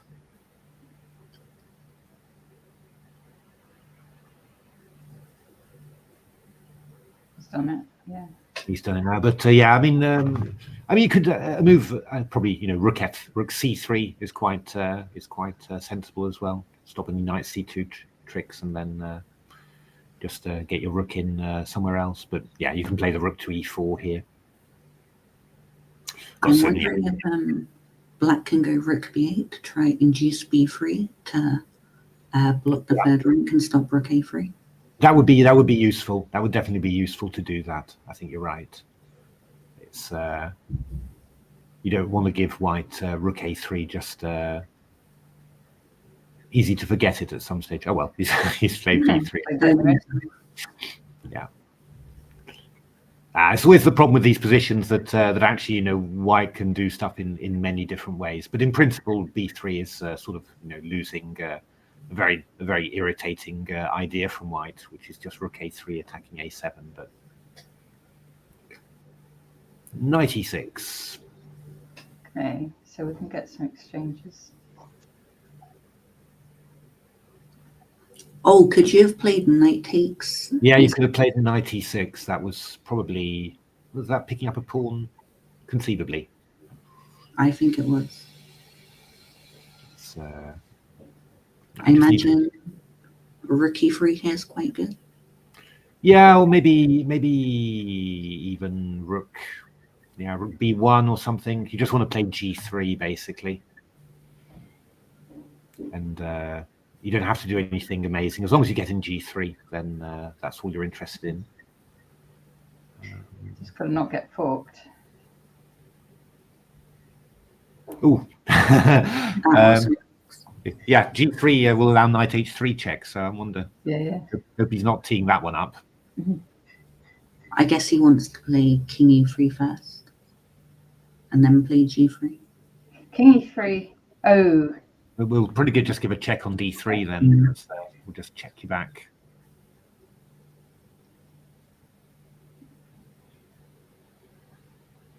It's hard. These positions are so hard when you've been playing a long time. You're just so tired, and you just want. This game's going to be decided on time, isn't it? It's like 30 seconds against 40 seconds, and there's still quite a lot left in it. Yeah, rook H1 is. I think he'd missed that, but now he can go G3. That's good. Right. Yeah. But he's wasted a bit of time. But yeah, how crucial that is not easy to say. Knight B4 though is going to happen. On the A2 pawn. Yeah, it's rather lost. White's rather lost control here. We'll go rook D1 now, I guess. And, 25 to 21 now. So yeah. Well, Charlie's a good blitz player in principle. We've got to play fast.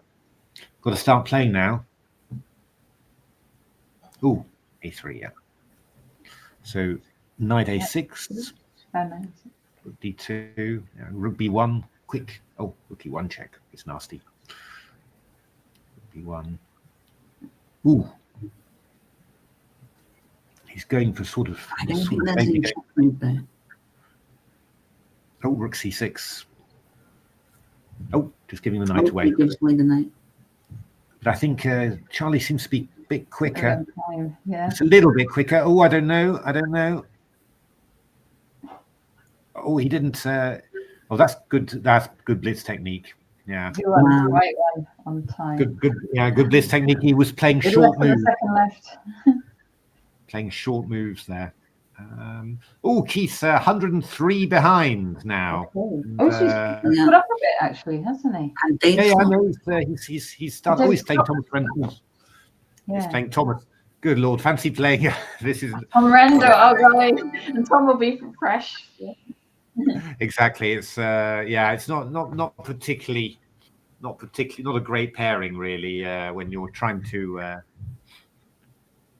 make a bit of a run and these that's a nice trick. Yeah, so rook a3 is going to have to play c4 after, so a5 now.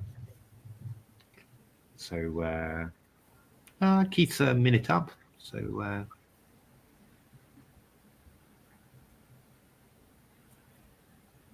almost wonder about a4. I was almost wondering about c4 actually, but that's a nice idea from Keith. This seems like a very Keith position where he can just slow play it, just slowly build an advantage. Yeah, this is nice. Also, it's good against Tom, just not to give him too much attacking potential, because he's vicious attacker. I imagine Queen B6 or Queen A5's quite strong. Yeah, this is knight d7's maybe a little slow because I don't know, this bishop's a little bit getting a little bit worried about that bishop, but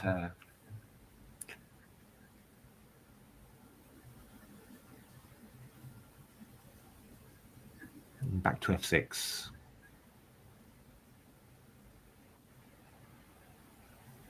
That's kind of, I don't know. Always, I mean, it's just feels like Black had could have done a little bit more with that, but yeah, I think if Black was quicker on the queen side, maybe c4 could become weak. But now White's pieces are all coordinated to stop that. Yeah, White's nicely organized there with the bishop on c3, knight on d2. Just cover all these squares like this. It's all these squares. So actually, this one as well. So they're not going to be easy for White to do very much. But okay, you can give f4 a go if you're. I was just thinking that. Yeah. Do you want to do f4? Yeah, he's gone for it. It? f4, f6. That's pretty solid. Maybe White could try rook f1 and play for f5. Yeah, it's going to be.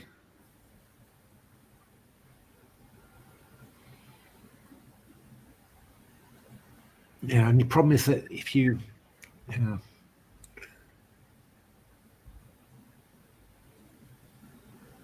Queen c8, it's going to be hard to get in there. Okay, so Tom's sort of trying to come around the queen side now somehow. Sort of hard for either side to really break through. Yeah, it's quite balanced, the position, but I mean, you could throw in knight h5 as well at some stage. What I will say is the game's likely to last a while, which should benefit Keith because he's up over a minute on the clock. Yeah. No, he's playing his time. I think he's starting to motor a bit more, Keith. So. And also, if he gets into an endgame, he's so familiar with it. That's interesting. I wouldn't have taken off like that on there because I'm not quite sure how he can't really force. Well, he could try bishop f8, I suppose, but it's looking a bit risky now because e5 can even come in. So. Okay. Yeah, this is looking very quickly. Yeah, this wasn't a good decision, I think, to take on f4. That was very risky because e5, you can even as a pawn sack, it can be very, very dangerous. You follow up with knight e4. You've got d6. You know, if you, after e5, you've got d6 things if black takes there. So rook a1. That's is that maybe played just to gain a bit of time. We don't gain time without an increment. Well, gain time in the sense of confuse black, and then, but yeah, Tom took a long time without going back to f1, so it didn't really work. Yeah, e5 now. Message in the chat for you, Anna. Hello all. Hi, Anna from Soviet Club. Hello, that's one of my friends. So yeah, this is going to be quite awkward actually. Keith's got to decide. Are you going to play f5? That's a key question, I think. You know, because that would stop the knight coming into e4. But it would also give white. But after f5 and e6, there's really good control over the dark squares, and there's ideas like bishop b2, queen c3. Yeah. Oof. I don't know. Ooh. It's all opening up. Makes me a bit worried, this really. Oh, actually, it's winning a piece. On A1. It's winning a piece. It's going to win a piece now, I think, because you've got queen c8 takes and then d6. Oh, good lord, sorry.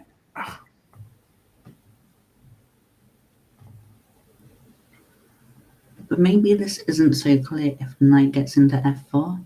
If there's no knockout blow with the queen. Watch out, watch out, watch out. King f2, king f7 probably has to be played. Yeah. Yeah, I think he was probably worried about d6 or something, but I don't know. Queen e5.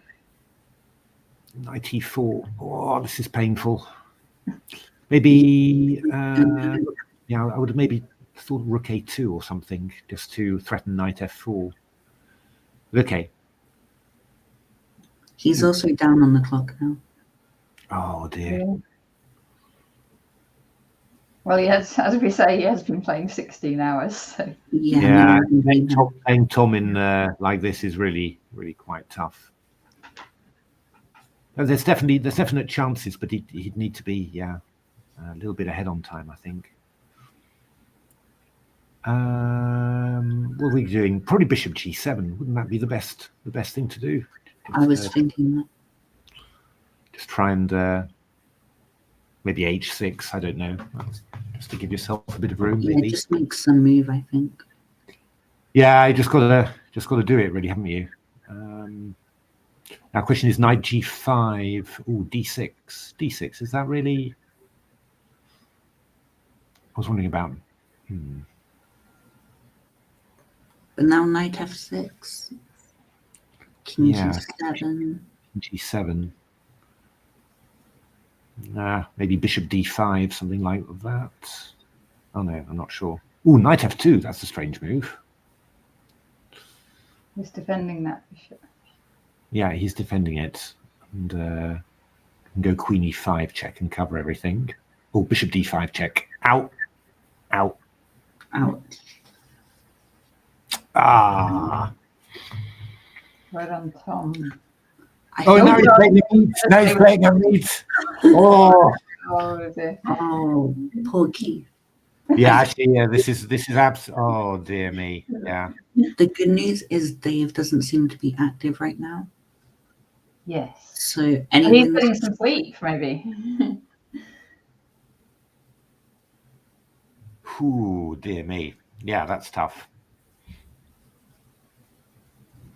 Because I think David's taking a break, I think, but he's maybe picked a good time to take a break, I have to say. Oh, actually, knight g4. This is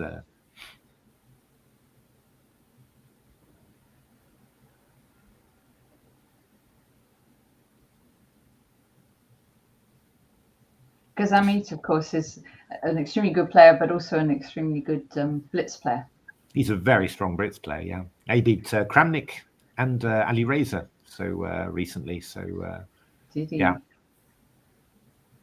So yeah, no, Oh, it's really. beating Kramnik obviously has repercussions. It didn't get him any good publicity from Kramnik. No, he was the latest to be accused of cheating.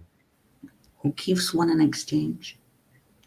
Yeah, I think And I'm Amit not was. sure there's too much compensation with the light squares. Well, I think Amit was dangling it. He could have avoided it, but I think this was kind of Amit's plan. But yeah, indeed, it's not super. Yeah, I know there's a lot of positions where you can try this exchange sacrifice. I play it against the Grundfeld from time to time, but I don't really see how Black can coordinate to attack the White King.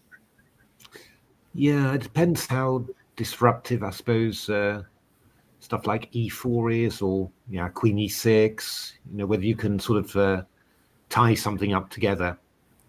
But, yeah, I was thinking if e4 we go knight d4. Now it doesn't work.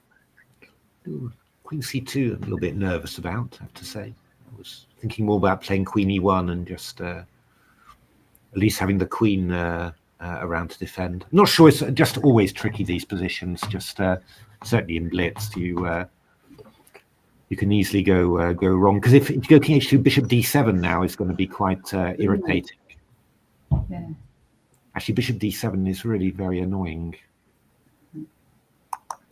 So if you you have to go g4, and then, well, I have h5 as one possibility, and also I'm going to have some Bishop e5 checks as well. So now there we are. Yeah, I need to place quickly as well. Ooh. Yeah. It's quite scary. Rook g1. Okay, so I mean, Bishop e5 check. You go King h1. I mean, yeah, you can even start thinking about going King g7 and then Rook h8 after, and sort of coming along on the h file, which is not. Could also play. I mean, Knight e5 was also interesting. Queen f6. Hadn't thought of that. So it hits the knight on. Oh, both the knights actually. It's a fork of two knights. Yeah. Honestly, 3 isn't hanging because it has two. Yeah, this is a little bit. I'm not quite sure. I mean, I think Amit's just sort of thinking, yeah, if you go g5, I'll just go queen back to e6 and then hit h3. Oh no, maybe you have rook g3 now. Yeah, bishop e5. So it's really, yeah, no, I mean, that's just gone somehow. Could really have done with the queen helping out on the king side with e1, I think. I'll definitely take back my earlier statement about not believing in the exchange sacrifice. It's looking quite good now, isn't it? It's looking really strong. So knight g2 played. Okay. I think Amit's he's wondering whether to tee up. Bishop takes g4 and knight e5. That was also not crazy, but. Right. So not even recapture on g4, just come in with. Yeah, it was looking quite dangerous somehow, but yeah, this is probably. I mean, this is, but this is things that the black queen's a little bit awkward. It's not 100% clear where the black queen's going to go. Yeah. Because if you go back to e7, I get knight d5. Queen g6 maybe. Queen and then they give bishop f4. There's bishop f4. It's sort of. Oh, good lord! Trying to. Yeah, trying to get rid of those arrows. Yeah, so bishop f4 now. I guess bishop e5 is what he wants. Yeah. Oh, g3. Oh. Oh, Keith. Oh. Oh, wow. Okay, oh, g5 now. Oh. I'm not 100% sure that was working in all lines, but it was very tricky, of course. So bishop e3, I guess, is what you're going to be doing here. And you're going to hope that you're coming around f2 to e1, but it's not. It's very scary, yeah. It's very scary. Knight e5 is interesting because then you get knight d3 tricks. You might be able to play knight takes e4 against knight e5. That might be conceivable. It looks very, very risky, but I don't know really. I mean, there's discovered attacks everywhere. Our queen f5. Is that sensitive? Because Rook f1. Yeah, we'll be able to go rook f1. Oh no, queen e5 check then, forking both. Ah. Oh, that's very unpleasant. Oh god, that's nasty. I think maybe king h2 maybe is what you need to do. You'll lose the h3 pawn, but Oh gosh. yeah, it's good. He's done it. Yeah. This is the most sensitive. He's actually just defending really well, actually, I have to say, because this is you could very easily collapse here. But this is very Yeah. This is not so bad losing this pawn. It's should be because have we got knight takes c4 now? I think we do. I was thinking that, and now Black's king isn't looking too good either. There's a little bit of no, Keith's doing really well. Oh dear.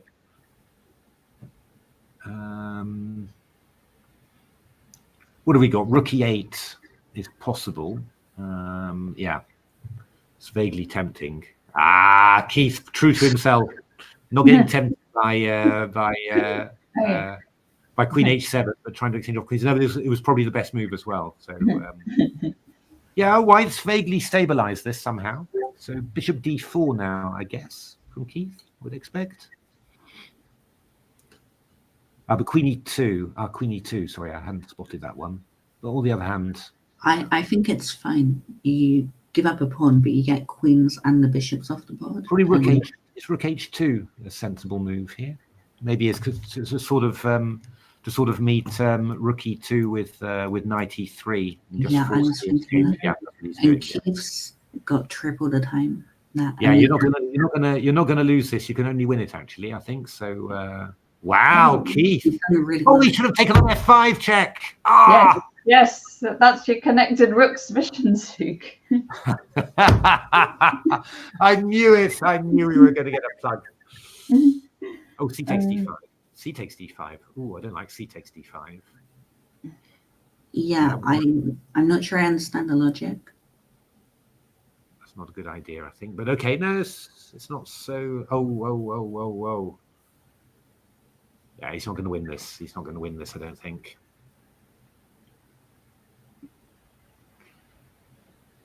You're not going to win this. 1 minute against 20 seconds from each.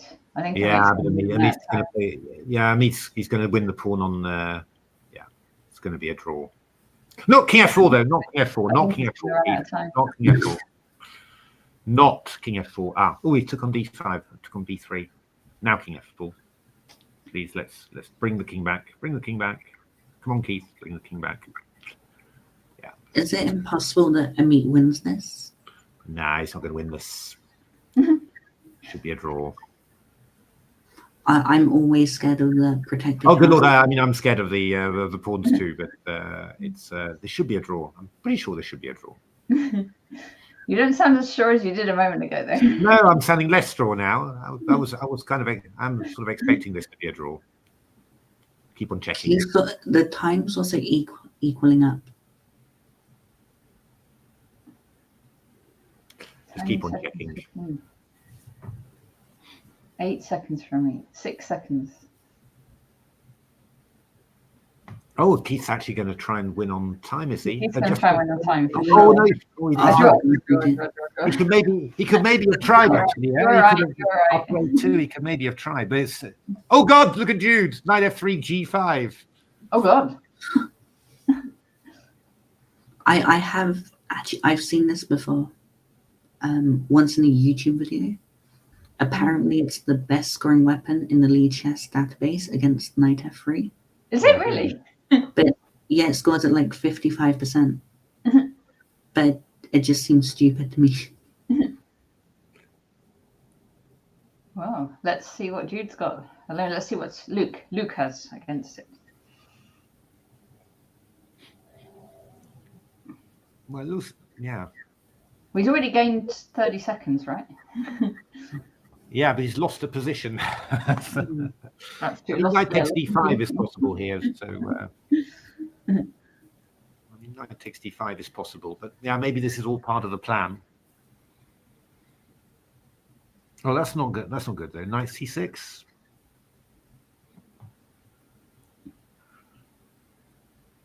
If you play a move like Queen f3, you've got to follow up really.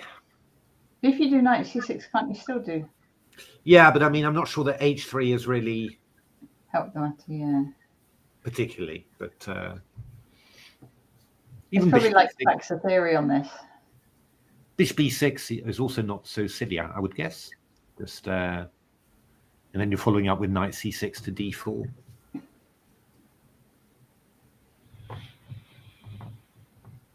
I mean, I've played my fair share of g5 gambits. This one's definitely out there.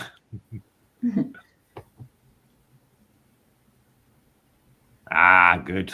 Going for a double pawn sack. So knight d5, I guess. I mean, I think white's got to do something like this. Queen d5, queen f6. But yeah, I mean, you're protecting everything as well. Well, yeah, maybe rook g8. Probably rook g8, I guess. Bishop e3. Oh, I'm not sure. Knight e4, yeah.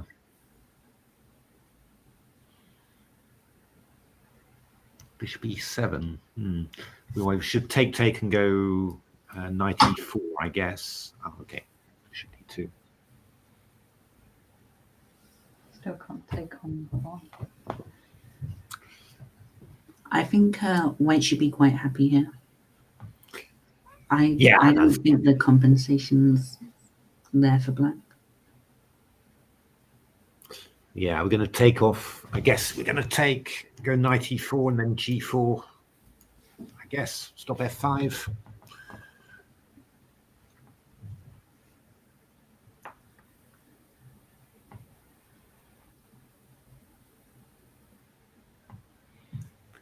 Yeah, black is kind of missing that g pawn. That's what happens if you play g5 on move 1.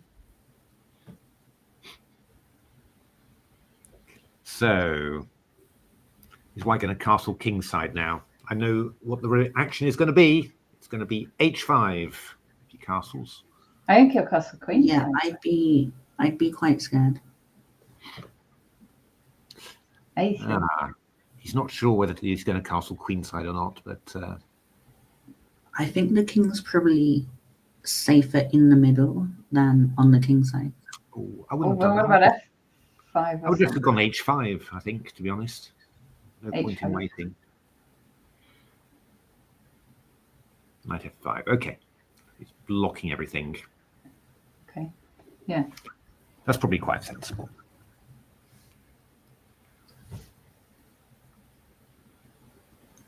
Ooh, taking. I'm not sure about that. Was that necessary? Yeah, g5 maybe, I guess. But you're going to get hit by bishop d5 and all that. Yeah, it's a bit of a shame he did that, really. I think you could probably just have castled queenside there in that position. That would have worked out quite well. But, I was going to say castle queenside now, but bishop d5 and h4 would win a piece. Does it? No, it doesn't quite. We can grovel back to. Yeah, we can survive. But it's not quite what you're looking for, really. Yeah, bishop d5's a really annoying threat.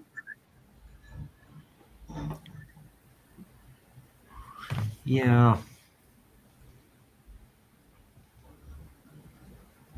Yeah.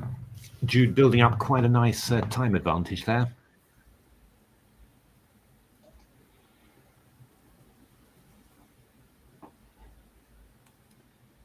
Yeah, I'm not really sure. I mean, actually, even after castles, even h takes g4 is quite unpleasant. So, Yeah, I don't know. Queen e2 played. I mean, you're vaguely eyeing this pawn, I guess.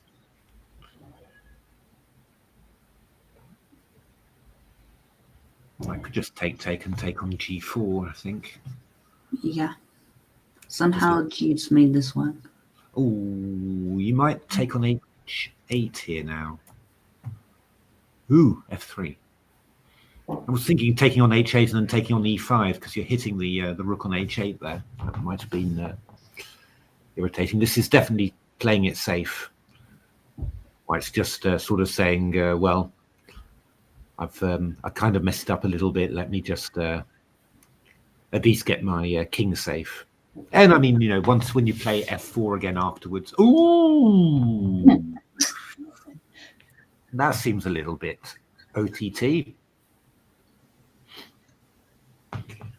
I mean, it's probably fine, but it's sort of making life a little bit more complicated for yourself, really.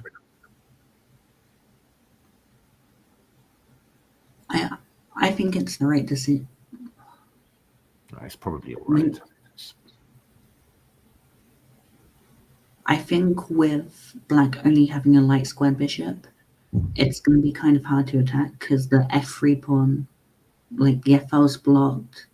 Yeah, that's a good point. White can just play bishop g2 and rook h1 or rook d1 and trade off pieces. Yeah, yeah. There's not really an attack anymore. Yeah, bishop g2. Well, this bishop might be able to come back in a moment.